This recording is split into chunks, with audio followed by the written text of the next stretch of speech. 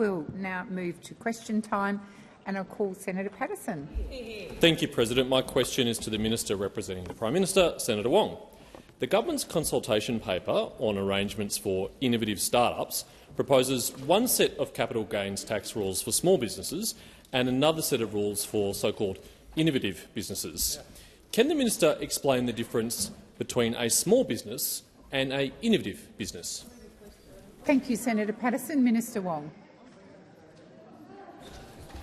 Thank you, President. And I'm very grateful to I thank Senator Patterson for the question, and I'm grateful for him referencing the paper itself, because I was surprised yesterday that so many questions were asked when clearly senators from the other side had not looked at the consultation paper which was put out.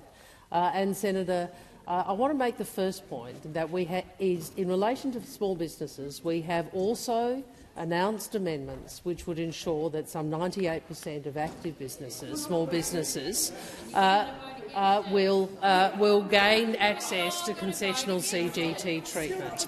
And what is remarkable, well, my point is, because I know you don't want to know this. I know you don't want to know this. But if you care about small business, which is what the question appears to be about, one wonders why those opposite are going to vote against this. Why are you going to vote against provisions which enable— Minister, please resume your seat. Senator Patterson. On direct relevance, how the coalition may or may not vote on an upcoming piece of legislation is not relevant to my question. Thank you, Senator What's Patterson. the difference between a small business and an Senator innovative Patterson, business? the minister is being relevant, but I have to warn the opposition particularly. I'm finding it very hard to hear the minister's answers because there's so much interjecting. Minister Wong, please continue. Thank you. And as you would, I hope, know, I think page 6 goes through some of the business activity requirements, which are the features of what might be included as an innovative small business. But this is a matter that is being consulted. They don't like consultation. They don't like consultation. Isn't it interesting? This is the party of small business. They don't want consultation with the start-ups. They do. What are you going to point your finger? Why don't you point your finger at me? Actually, Senator, why don't you just go join Pauline Hanson's party? That's where you actually want to be, mate. We all watch you backing her in. Sorry. Order. Senator Henderson, you were out of order, and I don't want to see that again. And Minister Wong, please direct your comments to the chair. Please continue. Thank you. And as I said, page 6 of the discussion paper discusses some of the features of an innovative business, but of course— Thank you, Minister. The time for answering has expired. Senator Patterson, thanks, President. So perhaps we'll work it out after the legislation has passed. The consultation paper refers to concepts such as innovation, commercialisation, scalability and growth potential. Who will determine whether businesses satisfy those tests and what objective criteria will be applied? Thank you, Senator Patterson. Minister Wong. My recollection of the discussion paper is some of these terms are actually drawn from existing legislation and existing policy, Senator. So, my point to you, I know that the coalition, on the day that the day we have achieved agreement for passage to the Senate of these ambitious reforms, which are about delivering for Australians, the opposition is complaining about consultation with small business. Order. Now, work that out. Work out that political strategy on the day that we have achieved agreement of passage through this chamber of taxation legislation that is good for Australia, is good for Australian workers and good for Australian business. You are complaining about consultation with the small business sector. Senator Hume. Yes, we are complaining about that. Had you finished, Minister Wong? I'm assuming you'd finished. Senator Patterson, second supplement. Thank you, President. I think the minister might have. If the government cannot tell businesses who will make those decisions or how those decisions will be made, how are businesses and investors supposed to make decisions with any certainty, and why doesn't the government just scrap these toxic taxes instead? Thank you, Senator Patterson. Minister Wong. Thank you, President. Well, now we see the whole point of the question, which was re-asking yesterday's question, is so Senator Patterson could deliver that grab in the last minute. And I look forward I look forward to his social media clip on this, but it will not hide the fact that two things: you are a policy-free zone, first, and secondly, that you went to the last election with higher taxes. Senator Hume, higher taxes. Senator Higher Taxing Hume. Senator Higher Taxes Hume is now the deputy leader of the Liberal Minister Party. Wong, Minister She Wong, has to withdraw that. Minister she Wong, has to withdraw please, that. please. You can't handle the truth. Minister Wong. Order! Order. The last time I read the standing orders, I'm in charge here. You will withdraw, Senator Hume, when I require you to. Senator Hume, withdraw. I withdraw. Thank you. Minister Wong, please continue. You did the opposition did go to the last election with higher taxes. Higher taxes. And now they're complaining. They're complaining about a tax reform agenda which is ambitious and which will deliver real change for Australians. Real change for Australians. Thank you, Minister. Senator Polley. President, my question is to the Minister representing the Prime Minister, Senator Wong. Today, the Prime Minister has announced the Albanese Labor government is another step closer to delivering its tax reforms that will help working Australians and making it easier for first home buyers to own their own home. Can the Minister update the Senate on the progress the government is making in delivering these very important reforms? Thank you, Senator Polley. Minister Wong. Thank you, Senator Polley. Thank you, President. Thank you to Senator Polley for her question, for her ongoing advocacy for workers and businesses and for first home buyers in the great state of Tasmania.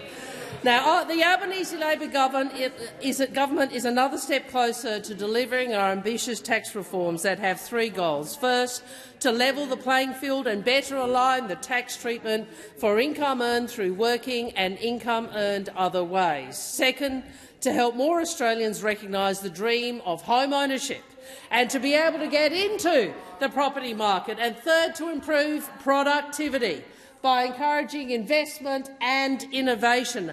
Labor's tax package, President, is pro-aspiration, pro-worker and pro-investment.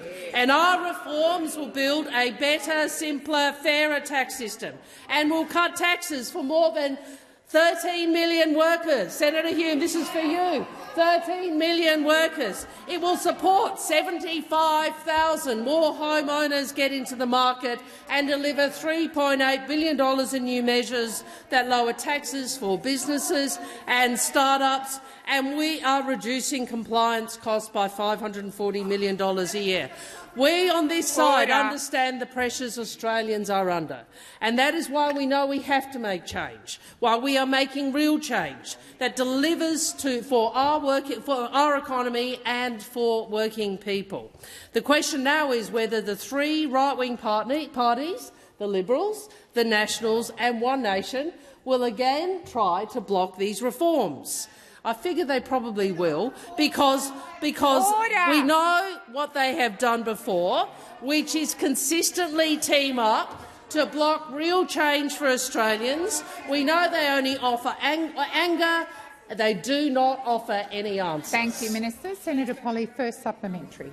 The Albanese Labor government's tax reforms will also support small business and start-ups. Can the minister please outline what they will mean for Australia's small businesses, including how many will benefit from the government's capital gains tax concessions, and how this support backs the businesses that employ Australians in every community across our nation? I remind those on my left that any senator has the right to have her question heard in silence. Minister Wong. Well, then you would have trouble, wouldn't you? Minister Wong. Minister Wong, I've called you. Thank you, and thank you to Senator Polley. And Senator Polley speaks about every community across the nation. I use this opportunity to welcome three mayors from South Australia to the Senate chamber. The Albanese Labor government's reforms will mean 2.7 million active small businesses. 98% of all active businesses will be eligible for capital gains tax concessions. 98%. This is what they're going to vote against. We are also consulting on the new innovative business capital gains tax, which would mean a 50% discount for early-stage investors, founders and employees in innovative startups. We back workers and we are backing small business. Unlike you, you're going to vote against these changes. Our reforms are about tax relief and tax reform to make our economy work for more Australians, more businesses and for future generations. Thank you, Minister Wong. Order. Senator Polley, second. 98% of small businesses. That's amazing. As the minister has outlined, the Albanese Labor government's reforms will make it easier for Australians to buy their first home, cut taxes to over 13 million working Australians and better align the tax treatment of labour and asset incomes. Can the minister outline if there are any risks to the government's plan to deliver real change for Australians, including another round of tax cuts and helping 75,000 additional Australians own their own home? Your time has expired. Minister Wong. Thank you. And I noticed in that question the Coalition shouted over Senator Polley when she was outlining the benefits of these tax changes, because they don't want to acknowledge that our tax reforms will benefit workers, first home buyers and the Australian economy. And of course, the biggest risk to these reforms is those across the chamber. It is the Liberals, it is the Nationals and it is their great mate One Nation. It's like they're in a race to the bottom to see who can be more anti-aspirational, who can be more anti-worker. Now, the Liberals and the Nationals, with Mr Taylor as Shadow Treasurer and, of course, Senator Hume as Deputy Leader, went to the as Finance Minister, Shadow Finance Minister, went to the last election, promising they would unwind taxes for working people. Senator, higher taxes, Hume. No matter how much you point your finger and shout at me, you can't get away from it. And the reward has expired. I'm waiting for silence. Senator Chandler. Thank you, President. My question is to the Minister representing the Treasurer, Senator Gallagher. Minister, can you name a single country with a higher tax rate of real capital gains than Australia? Minister Gallagher. Thank you, and I note the question, and I thank the Shadow Finance Minister for that question. And I also note the fact that those over there on that side of the chamber are opposed to our tax.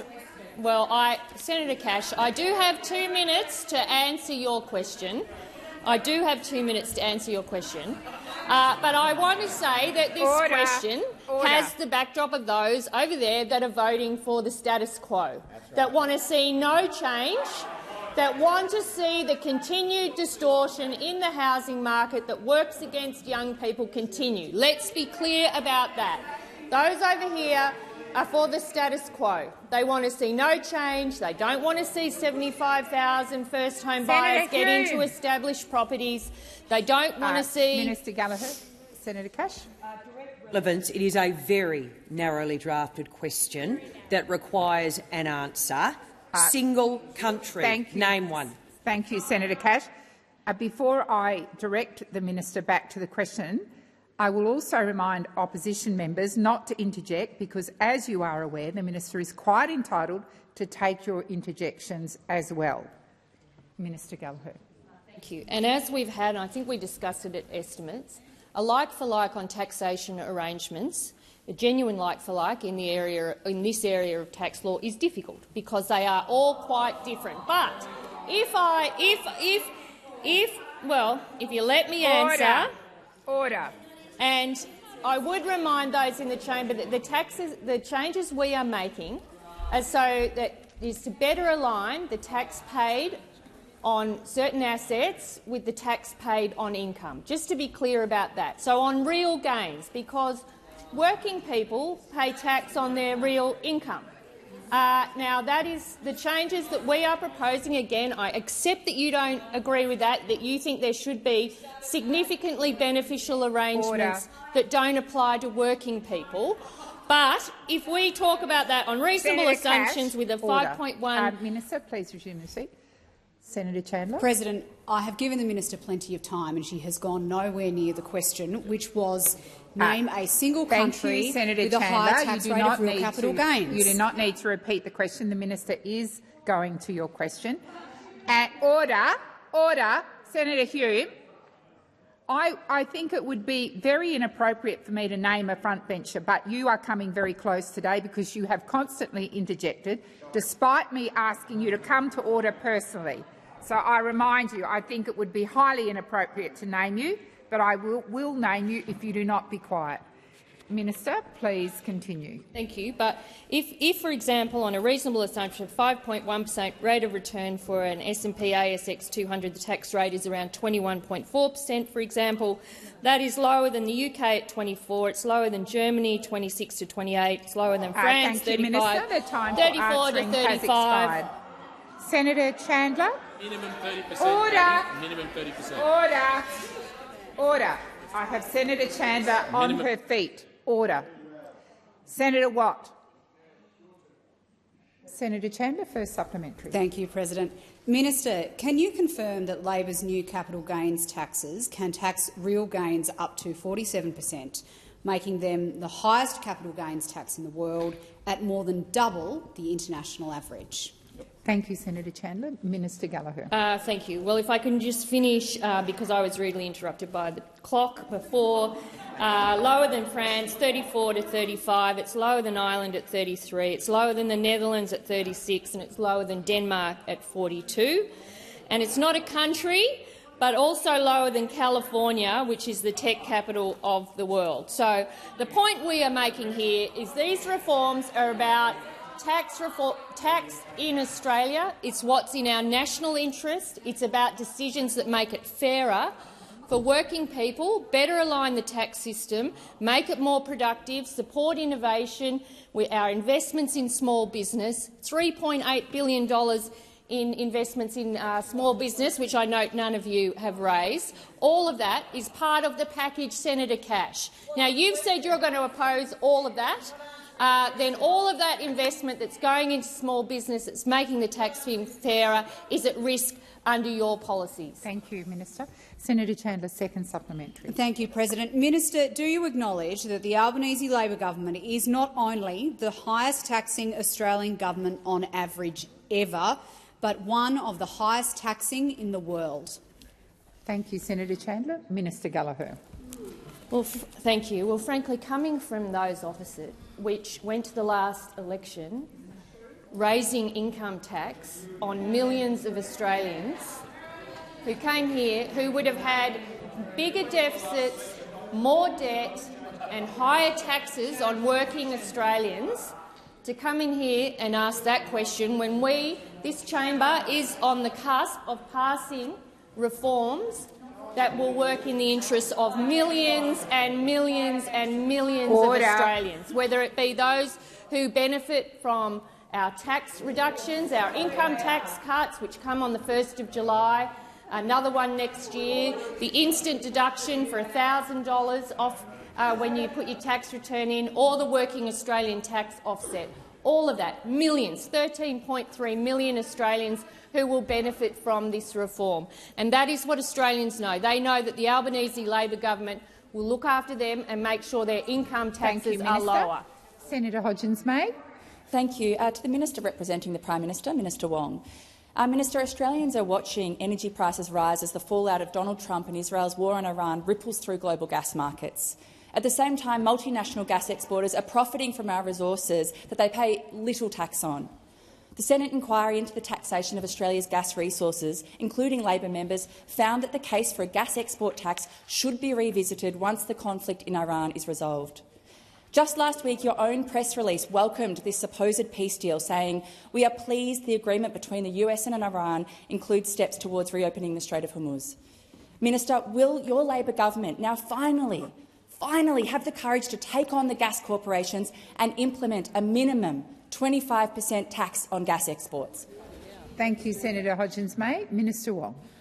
Thank you, President. Thank you to the senator for her question. And what I would say to her is, first, I think we all want the agreement for the ending of the conflict in the Middle East to hold, but I think we are also aware that this is a challenging process, and even if the agreement continues to hold, it will take some time for global supply and global markets to return to where they were, and in fact they may not return to precisely the same shape and dimensions that they were prior to the conflict. The premise of your question, I understand what you're advocating, but the premise of your question is we're back to normal now. We aren't.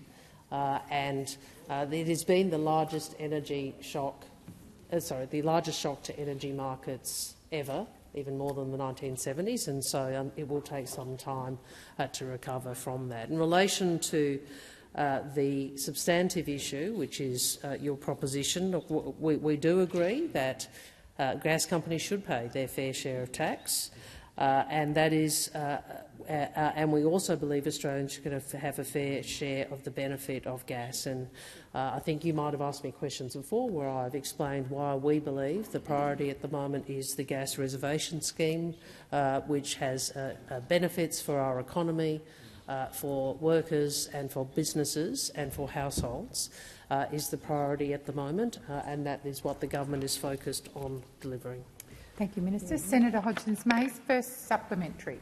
Minister, you've had millions, literally millions of Australians calling for a gas export tax, yet, from what I can gather, you only seem to be taking advice from a handful of gas executives and Donald Trump. Why won't you ensure that there is a fair public return on Australia's publicly owned natural resources? Your reservation policy will not raise a cent of revenue. Please answer that question for me, for my colleagues and for the millions of Australians demanding more. Thank you, Senator Hodgins-May. Minister Wong. Senator, I do find this tendency where we disagree with you for the Greens political party to suggest it's on some other grounds than a genuine assessment of what we believe is best for the Australian people. Our judgment is based on what is best for the Australian people, what is best for our economy and what is best for households, what is best for businesses. So I think the casting aspersions on intention and motivation really is not a reasonable thing to do. We just don't agree with you. Well, you can laugh, Senator Shoebridge. You always, you sneer regularly, but it is really unfair to suggest anything other than we have a different view. We have a different assessment about what is good for workers. We have a different assessment about what is good for businesses, and we have a different assessment about what is good for the economy. And as Senator Ayres has gone through in detail many times, we believe the priority at the moment should be a domestic gas reservation Thank you, Minister. scheme. The time for answering has expired. Senator Hodgins-May, second supplementary. Minister, isn't it the truth that Labor simply adopts whatever the arguments the gas industry puts forward at the time? Shortages when a new gas project needs approval, oversupply when its weak reservation policy needs defending, all to avoid taxing gas exports and making multinational corporations pay what they owe. Thank you, Senator Hodgins-May. Minister. Domestic gas reservation scheme is a very, very substantial reform. I have to be honest, it has not been universally supported by the gas sector. And you've seen that various Conservative parties, I think including One Nation, but I could be wrong, but certainly parts of the coalition have not been supportive of it. It is a very substantial change to Australia's economic position.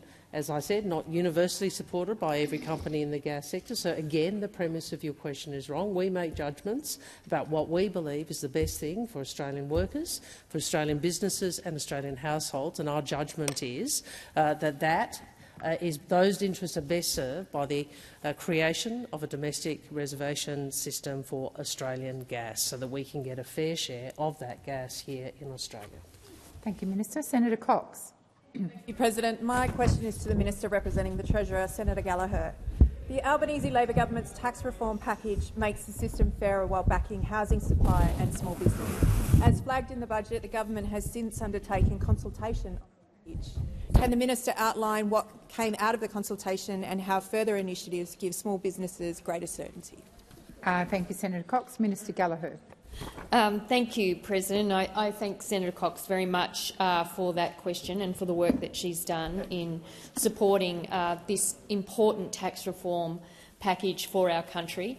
We are reforming the tax system for workers, businesses and for future generations. We're delivering the new round of tax cuts, including more tax cuts for every taxpayer from next week, and we're helping more Australians realise the dream of home ownership and also supporting investment and innovation. We were upfront on budget night that we were consulting on certain details of our reforms, including for small and start-up businesses with a low-cost base. And last week, the Prime Minister and the Treasurer announced the details of those post-budget consultations. The government's additional amendments are all about providing more clarity, confidence and support for small business and more incentives for innovation. And they go to a number of areas, including raising the threshold for small businesses for concessions on CGT from $2 million to $10 million in relation to the 50% tax discount. Also, our consultation is now open on the new innovative business CGT concession. We're making it clear that testamentary discretionary trusts will be exempt from new tax rules for trusts. Will remove the ministerial discretion relating to new residential dwellings in the definition. Now, these details mean that the Albanese government is now delivering over $3.8 billion in new measures about lowering taxes for businesses and start-ups, on top of the fourth and fifth round of tax cuts for workers and a fairer housing market for first home buyers. Consistent with all big tax reform, we've always intended to legislate our reforms in multiple tranches, and there is more consultation to come, including on the arrangement for start-ups and implementation of the trust reform. Thank you, Minister. Senator Cox, first supplementary. Thank you, President. Young people are key beneficiaries of the government's budget policies. Can the minister outline how the Albanese Labor government's tax reforms are levelling the playing field and giving younger people a fairer chance at owning their own home? Thank you, Senator Cox. Minister Gallagher. Thank you, and I thank Senator Cox for that supplementary. This budget had young people at its heart, helping 75,000 homeowners get into the market and delivering tax cuts to help young workers get ahead. Treasury analysis finds that around 90% of Australians would have been better off by the age of 30 had these tax reforms been in place from 2000, before factoring in housing affordability. We know that most young people get most of their income from work. 84% of young people earn 90% or more of their taxable income from working. Only around 4% of tax filers under the age of 35 have a capital gain each year, and just 4% of the benefit of the CGT discount goes to those aged under 35, compared to 32% of the discount that goes to those aged 65 and older.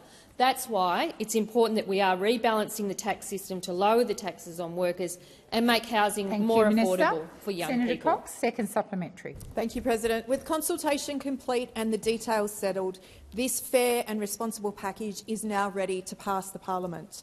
Can the minister outline why it's so important these reforms are legislated without delay and encourage all senators to support the passage of this through this place? Thank you, Senator Cox. Minister Gallagher. Thank you, Senator Cox, and I thank the supplementary question.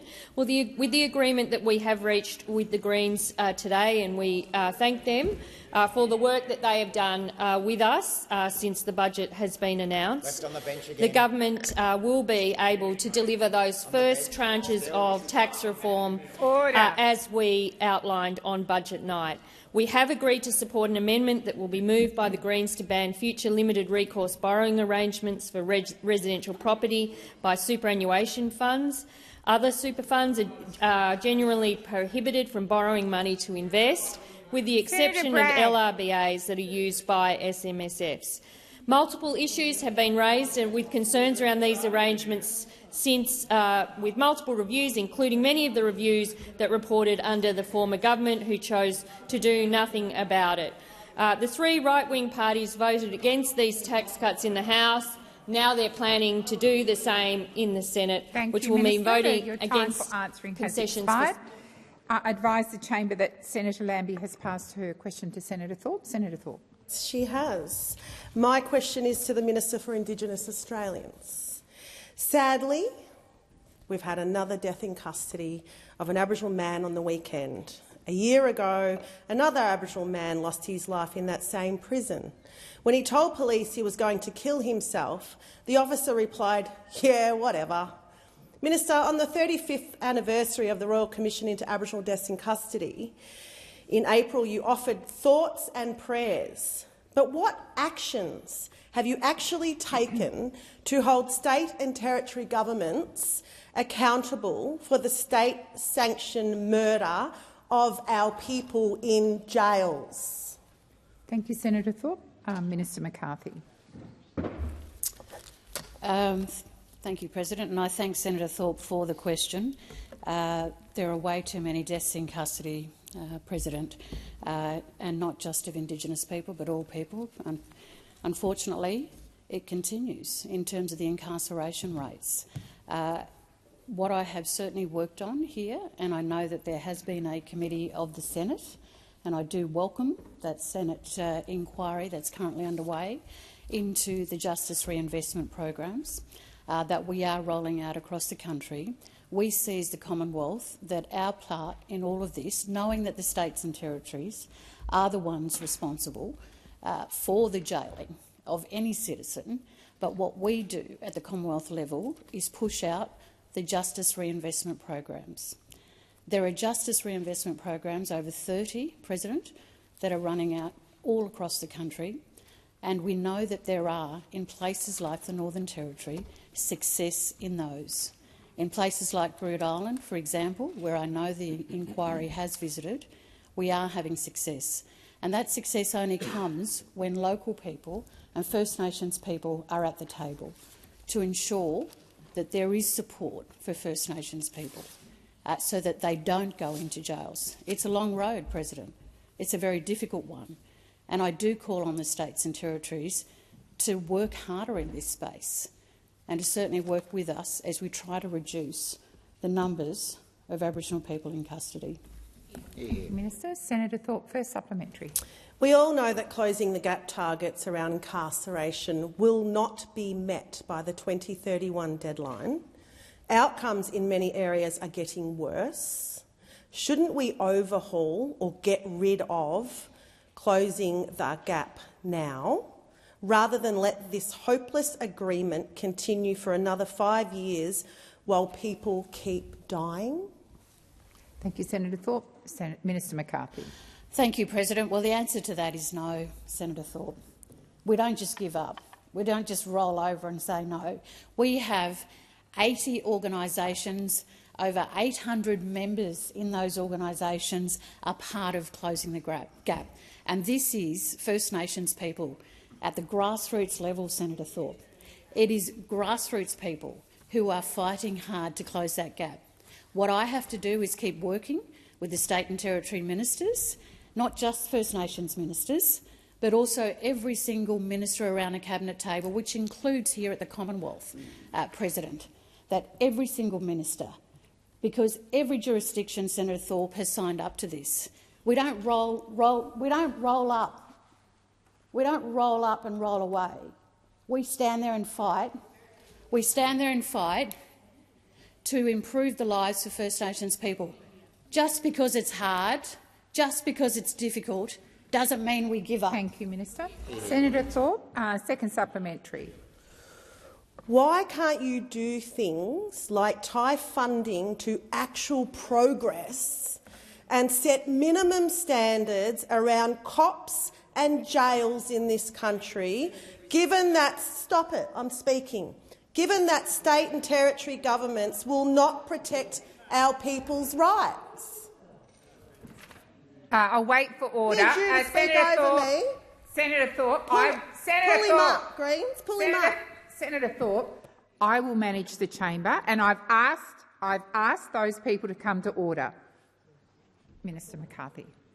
Thank you, President. Well, Senator Thorpe, I have. I've spoken in this House. I've spoken about the need to ensure that through the federal funding agreements that the Commonwealth has with state and territory governments, that there has to be accountability. And I've done that with the Northern Territory through the Northern Territory Remote Area Investment, President. You've had a briefing on it. You've got the paperwork. You asked through an OPD here for all the information. You have it in front of you. Read it, Senator Thorpe. Thank you, Minister. Senator David Pocock. Senator Thorpe, silence. Senator Pocock. Thank you, President. My question is to the Minister for Science and Industry, Senator Ayres.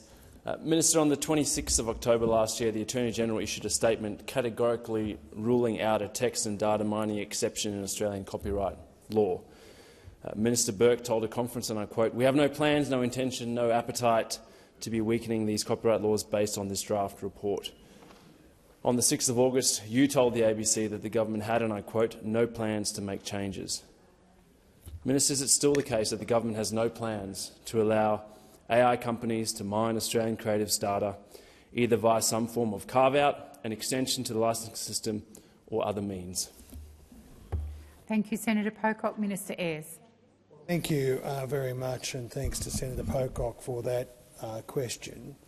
The position that was outlined by myself every time I've been asked, by the Attorney-General and by the Minister for Home Affairs and Minister for the Arts, has been very clear on this question. Firstly, that there will not be an undermining of copyright protections for Australian artists or Australian copyright holders. I'll come to that in a moment. It is also that it is in Australia's interest, not just in economic terms, not just in terms of productivity and growth, and that is certainly the case, but in our strategic interest as a middle power economy in the world, for us to secure as much of the technology stack, particularly those parts of the stack where Australia has competitive advantage and where we can exercise agency and control in the interests of Australia. Because it is not this government's view that we should just be a cork bobbing on the ocean of other people's technology and a customer at the long end of technology supply chains. That is not in our interest. It sells out future generations. And some of the things that have been said in this debate by some of the participants have been reckless about that, have sold out future generations and their security and our national resilience. And we will meet these objectives in a careful way in the Australian national interest. Thank you, Minister. Senator Pocock, first supplementary. Minister, it's been put to me that the government is in fact considering competing proposals allowing some form of carve-out or an extension to the licensing system in exchange for a new Creative Arts Fund and an additional multi-billion-dollar investment in data centres, which you seem very keen on, with expedited approvals, and that the Prime Minister intends to announce this plan on or around the 15th of July. Is that or any element of it correct? Thank you, Senator Pocock. Minister Ayres. I always find a question that starts with the premise it's been put to me. It's been put to me. You know, where? Order. Order, Senator Henderson. Senator Henderson, what you find with this government is we are a cabinet government that works together. And he is. Minister Ayres, I'm entitled to respond to interjections. Minister Ayres, order. Order. Senator Henderson, I've said order 4 times and you've continued to interject. Either come and be quiet or leave the chamber. Senator Pocock. So, President, just on a point of order on relevance, I'd really like an answer to my question. Senator Henderson, resume your seat. Order. Senator Pocock, you would be aware that I did call the Senate to order, and senators chose to ignore me. As you are aware, Minister Ayres is entitled to take interjections. I am doing my very best to stop those interjections. I appreciate you standing up and making that point, and perhaps those senators will listen to you more than they will listen to me and respect this is your question, and you are entitled to an answer from the minister. Minister Ayres. I will come back to that, but I will just say what I won't cop is denigrating very capable assistant ministers with expertise and background in this area who are making a real contribution. And Mr Charlton does every day. And you know, we have a rule over here about dual ticket holders. We do. We don't put up with it. We don't put up with it. You can only be a member of one political party. Ayres, only a member of one political party at a time. Ayres, I'm going to draw you back to Senator Pocock's question, please. Well, not much support. Senator Pocock, we are absolutely determined. We have set out our approach on these questions. Thank you, Minister. The time for answering has expired. Senator Pocock, second supplementary. Mr. President. Minister, can you categorically rule out that the government is in any way contemplating any form of change that would act as a carve-out or licensing extension for AI companies and data centres from copyright laws and expose Australian creatives? Thank you, Senator Pocock. Minister Ayres. Well, I can certainly reiterate what we've said publicly, and that is that there will be no undermining of copyright protections. I won't do what I wasn't listening to Triple J yesterday, Senator, but I was given a transcript when I had a glance over of your reckless speculation about these issues. Reckless speculation about these issues. It is absolutely our intention to do what we can to make sure that people who produce content in Australia, who are currently getting ripped off all around the world, we are looking at that question. We are looking at that question. We are looking at the questions that go to our national interest, not just about economic opportunity and growth. They are important questions, but the national interest here of having Australian sovereign capability in tech. That makes a difference for future generations and for our national security. Thank you, Minister. Senator Roberts. Thank you, President. My question is to the Minister for Finance, Senator Gallagher, regarding the cost to taxpayers of the Snowy Hydro 2 scheme.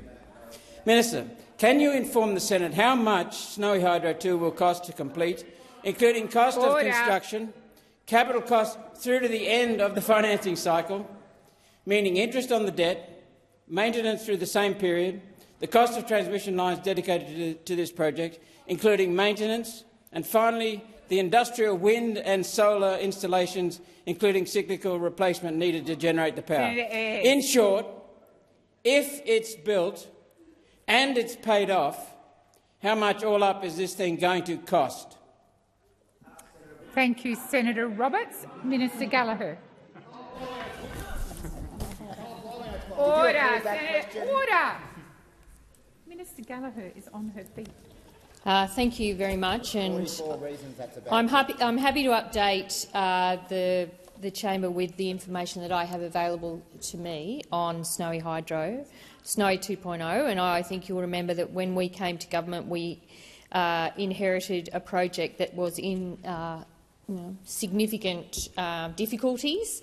If you remember, I think the former Prime Minister Turnbull announced this project and said it would cost $2 billion.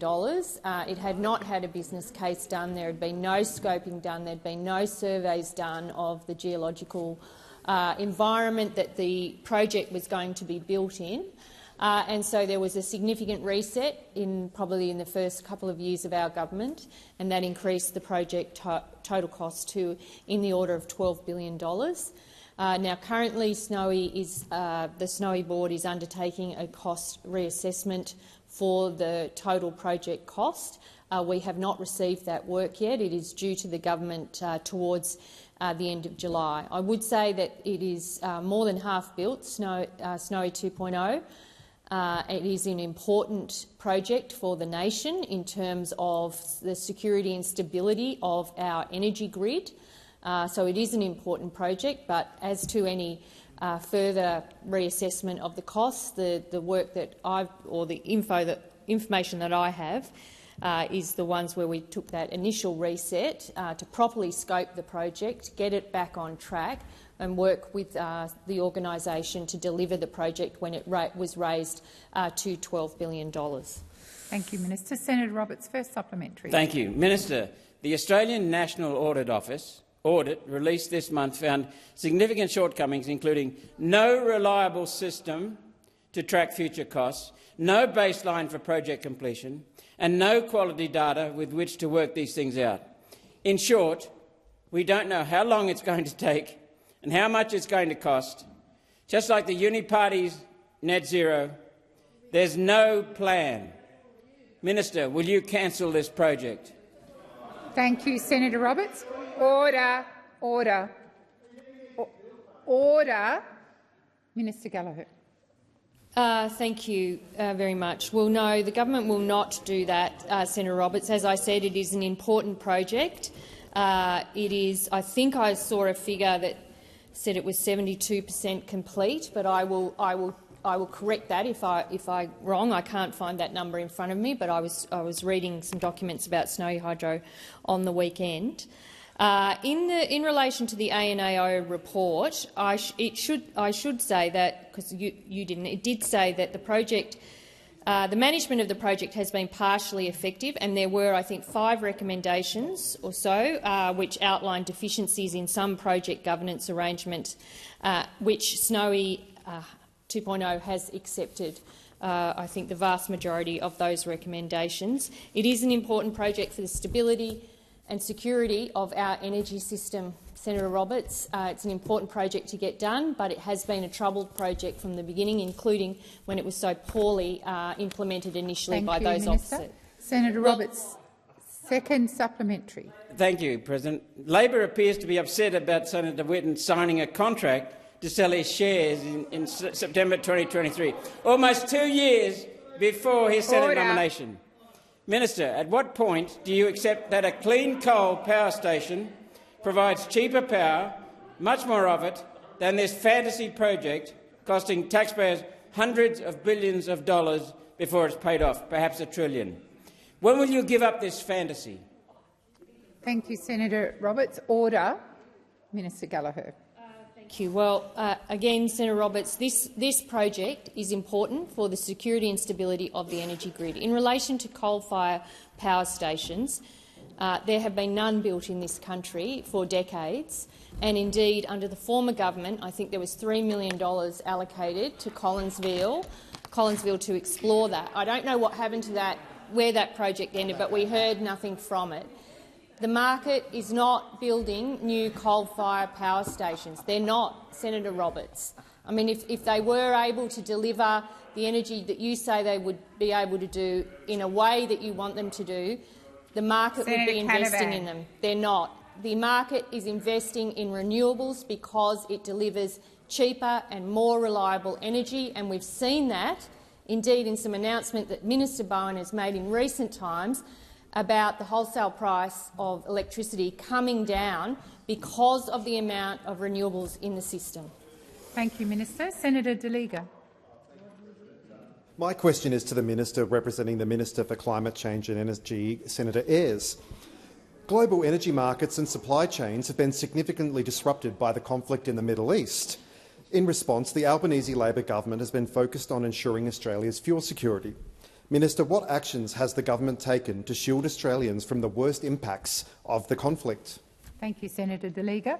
Minister Ayres. Well, thank you, Senator De Liga. And if I can just take a moment to acknowledge the young workers' union members from the Shop Distributive and Allied Employees Association of Australia who've come to talk to us about their experience working in retail all over Australia.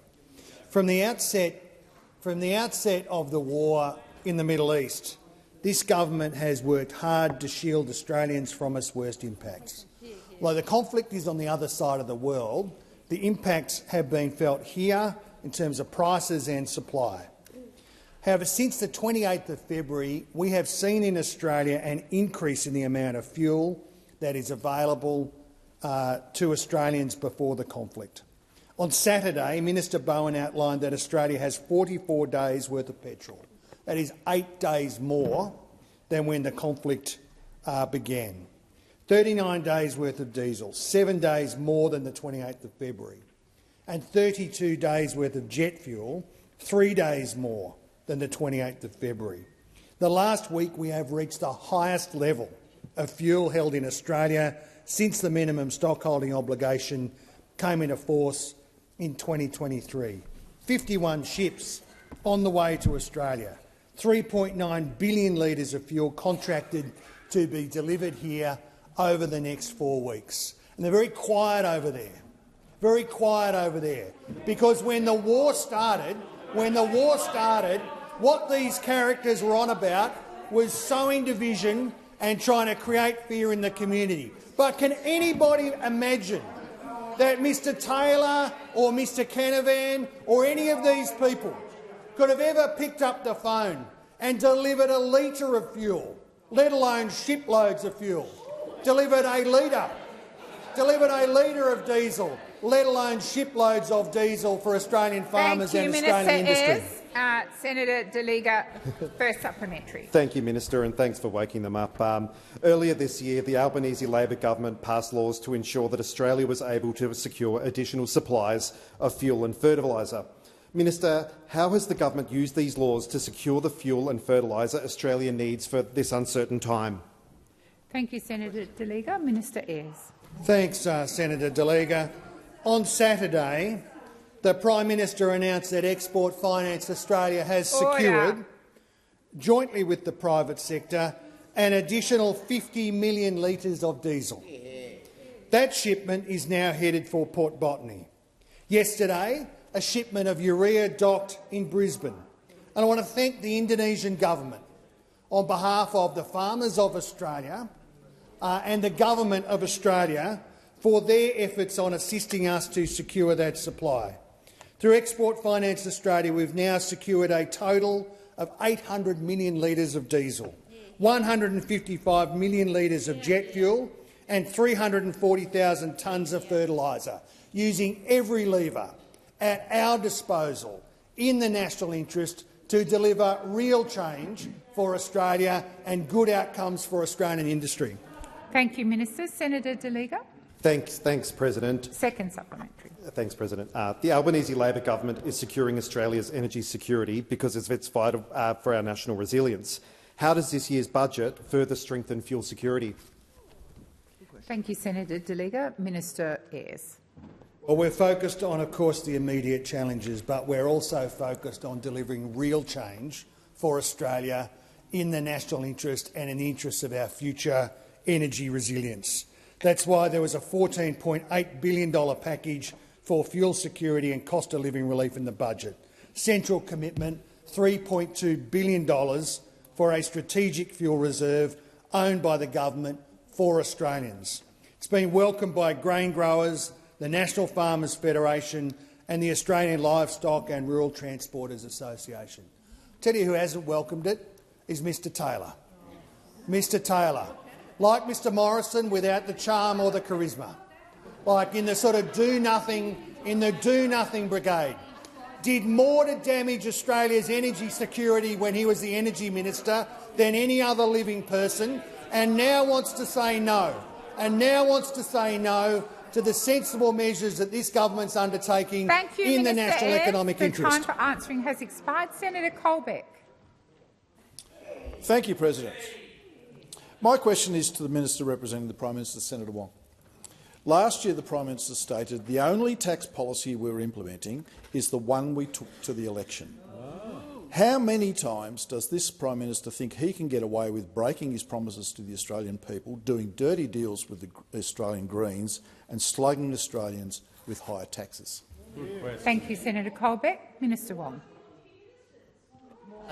Thank you, President. Well, we are making changes to the tax system that are about making sure that young people get a fair crack at a first home, and because we want more houses built in this country. And we have been upfront about this being a change in our policy. We have said that. But you see, the problem is, Senator Colbeck, is you have no answer to housing affordability. You have no answer to young people entering the market. You have no answer for first home owners. You have no answer to the question of how we get more Australians the ability to fulfil that aspect of the Australian dream which matters to so much, which is the ability to own their own home. So we are clear about why we are doing this. The status quo we do not believe is acceptable, so we are acting. We are delivering change that will work for Australians. Thank you, Minister. Senator Colbeck, first supplementary. Thank you, President. At the last election, the Prime Minister stated changes to negative gearing were off the table. But today the Prime Minister has done a dirty deal with the Australian Greens to ram through these changes through the parliament. How many times does the Prime Minister think he can get away with saying one thing to Australians in an election and then doing another thing when it suits him? Thank you, Senator Colbeck. Minister Wong. This government's focus and this Prime Minister's focus is doing what is needed to make change that benefits Australians. We are focused on how we can benefit Australians at a time where we know many Australians are doing it tough, and there is many areas where we know policy change is needed, and that is why we are acting. We are acting when it comes to wages. We are acting when it comes to energy prices. We are acting when it comes to tax. And I remind you, Senator, that you are setting up to again vote for higher taxes for working people. I remind you of that you are again setting up to vote for higher taxes for working people. So unlike those opposite, who want higher taxes for working people and to want to lock more Australians out of the housing market, we on this side want to deliver real change, and we will. Thank you, Minister.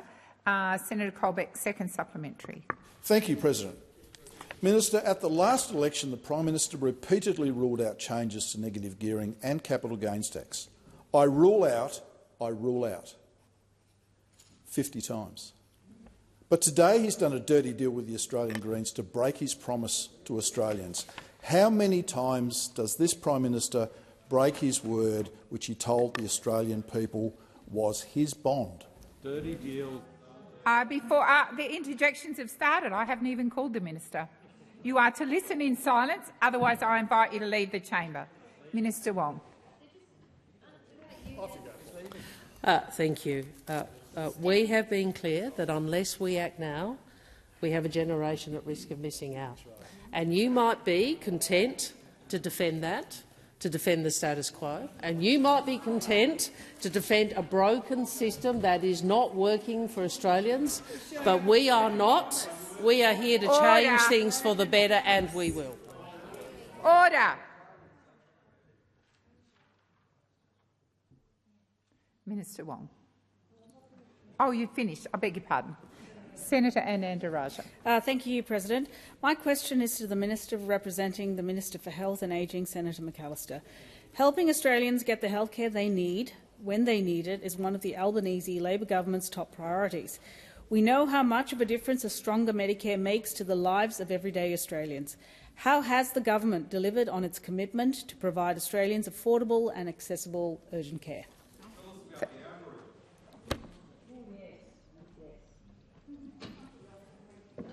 Once again, I haven't even called the Minister and the interjections have started. I'm serious. If you can't be quiet, leave the chamber. Minister McAllister. Thank you, President. Well, the Albanese government has fully delivered on our election commitment to open an additional 50 Medicare urgent care clinics. And that means every single one of the 137 Medicare urgent care clinics we promised when we came to government are now open across the nation. And for your home state, Senator Anand-Rajah, that means 29 clinics providing bulk-billed urgent care for Victorians when they need it most. And what does it mean in practice? Well, that just means that mums and dads taking their kid to a clinic after a bad injury at Saturday Sport without sitting for hours in the emergency department. It means a tradie with a deep cut can get treated the same day close to home. It means an older Australian with a bad flare-up can get urgent treatment quickly without waiting days for a GP appointment. Around 4 out of 5 Australians now live within a 20-minute drive of an urgent care clinic, and we have seen 3.1 million visits to Medicare urgent care clinics across Australia since the first one opened in June 2023. We have heard that around 45% of patients going to an urgent care clinic would have otherwise sought treatment at an emergency department or called an ambulance. So you can make no mistake, these clinics are filling a gap. They're filling a gap in our health system, and they're giving our hospitals and our doctors and our nurses the support that they need.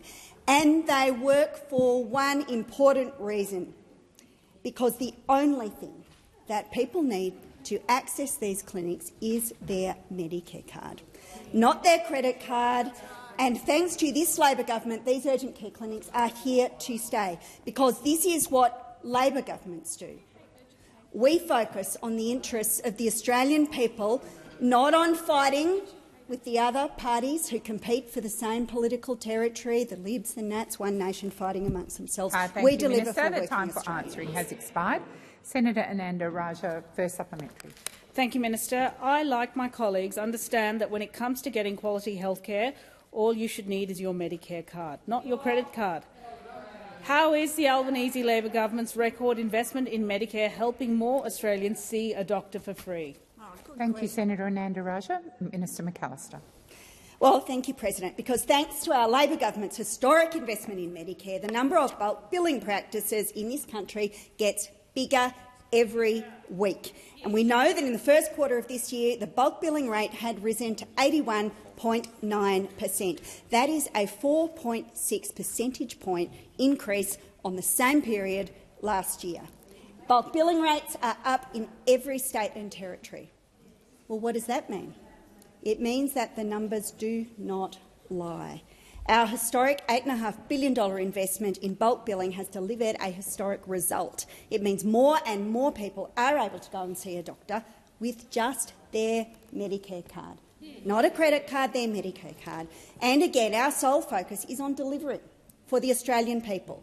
And meanwhile, the three right-wing parties are focused on themselves and their own base interests. They are focused on division. We are focused on delivery. Thank you, Minister. Senator Ananda Raja, second supplementary. Thank you. The Albanese Labor government is focused on strengthening Medicare so it can deliver health care to everyone that needs it. Why are these investments to Medicare needed, and why has the government chosen this approach? Thank you, Senator Ananda Raja. Minister McAllister. Well, thank you, President. We had no choice but to make these investments. The future of Medicare depended on it, because the Coalition had a clear plan to demolish Medicare by neglect. Under Coalition, bulk billing was in freefall. The rate for children and concession card holders was just 75.6% because their 6-year freeze ripped billions of dollars out of Medicare. The AMA estimated that the Coalition would have taken $8.3 billion out of Medicare by 27-28. And so while we are working to expand access to universal health care, those opposite haven't learned the lessons. They have not learnt a single thing. The Liberal Party, the National Party, One Nation have never valued universal health care. They voted against cheaper medicines, and they all represent a huge threat to Medicare. And in their chaotic competition for supremacy, the last thing they have in mind is the Australian people. Thank you, Minister. Minister Wong. Thank you, President. I ask that further questions be placed on notice. Senator McCarthy.